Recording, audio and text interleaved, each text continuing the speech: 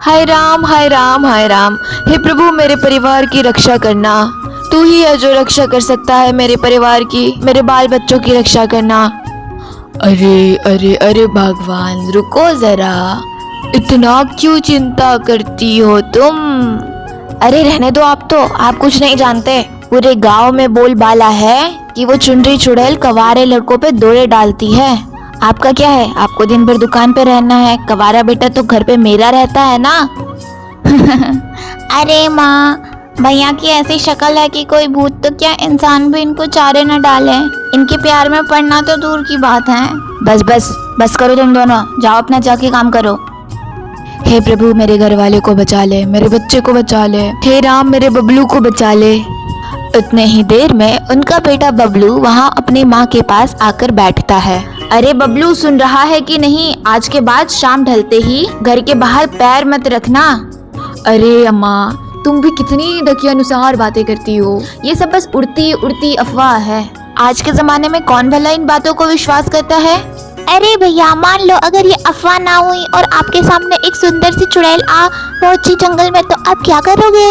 अच्छा, अगर ऐसा हुआ तो मैं उसको बोलूंगा, अरे मैडम जरा अपना आधार कार्ड तो देना, आपकी डेट ऑफ बर्थ देखूं, क्या हम लोग की शादी सच में हो सकती है। इस बात पर दोनों बहन भाई ही हंसने लगे और वहाँ से माँ नाराज होकर चली गई। ऐसे ही बबलू अपनी माँ की सारी बातें मजाक में लेता। एक दिन ऐसे ही बबलू शाम होते ही जंगल की ओर घूमने निकल पड़ा। तब तक वो अपनी माँ की सारी बातें भुला चुका था। वे जंगल में जा ही रहा था तो उसे वहाँ एक सुंदर सी लड़की चलती हुई नजर आई। हाय, इतनी खूबसूरत लड़की मैंने आज तक नहीं देखी। इतने खूबसूरत बाल, इतने खूबसूरत हाथ पैर, हाय इससे तो बात करनी पड़ेगी। अरे मैडम एक्सक्यूज मी, आपको अकेले डर नहीं लगता?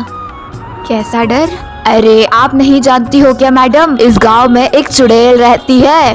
क्या चुड़ैल? हाँ चुड़ैल। सुना है वो चुड़ैल खूबसूरत लोग पे काबू करती है। नहीं, मैंने ऐसी तो कोई खबर नहीं सुनी अभी तक। अच्छा, तो पक्का आप इस गांव की नहीं है, इसीलिए आपने ये खबर नहीं सुनी अभी तक। हाँ, वो मैं इस बगल वाले गांव में रहती हूँ। वैसे आपने अपना नाम क्या बताया? मेरा नाम पिंकी है। और आपका?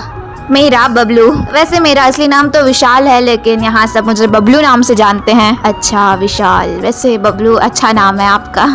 ऐसे ही वो दोनों में लंबी चौड़ी बातें होने लगी। धीरे धीरे करके वो दोनों की दोस्ती अच्छी खासी हो गई और दोनों एक दूसरे को पसंद करने लगे। लेकिन एक दिन अचानक से बबलू ने पिंकी को अपनी माँ से बातें करते हुए सुन लिया। ये क्या कर रही हो पिंकी, तुमको समझ नहीं आता? तुम शायद अपना मकसद भूल रही हो। तुमको यहाँ इंसान को अपने जाल में फंसाने के लिए हमने भेजा है और तुम तो उस लड़के के प्यार में ही गिर गई। लेकिन माँ मैं बबलू से सच्चा प्यार करने लगी हूँ माँ। मैं उसके सिवा और किसी के बारे में सोच भी नहीं सकती माँ। मुझे तो इस बात का डर है, जब बबलू को ये सब बात पता चलेगी तो क्या वो मुझे फिर भी पसंद करता रहेगा? माँ मैं बबलू के सिवा नहीं जी सकती। अगर बबलू मुझे नहीं मिला तो मैं उसके बिना मर जाऊंगी। चाहे कुछ भी हो जाए, आज मैं बबलू को सारा सच बता ही दूंगी, फिर चाहे वो मुझे पसंद करे ना करे। तब तक बबलू उसके सामने आ खड़ा होता है। पिंकी, मैंने तुम्हारी सारी बातें सुन ली है। अरे बबलू तुम प्लीज मुझे मत छोड़ना प्लीज, मैं तुम्हें सारी बातें बताने ही वाली थी। बस पिंकी, मैं सारी सच्चाई जानता हूँ। तुम्हें क्या लगा मैं तुम्हारी सच्चाई जानने के बाद मेरा तुमसे प्यार कम हो जाएगा? नहीं, मेरा प्यार इतना कमजोर नहीं है। ये दुनिया वाले चाहे हमको एक्सेप्ट करे ना करे, हम लोग जिंदगी भर साथ रहेंगे। तभी बबलू और पिंकी दोनों मिलकर शादी करने का डिसाइड करते हैं। पहले तो बबलू के घर वाले सारे इस शादी से नाखुश थे, लेकिन धीरे धीरे करके उन्होंने पिंकी को अपने बहू के रूप में स्वीकार किया।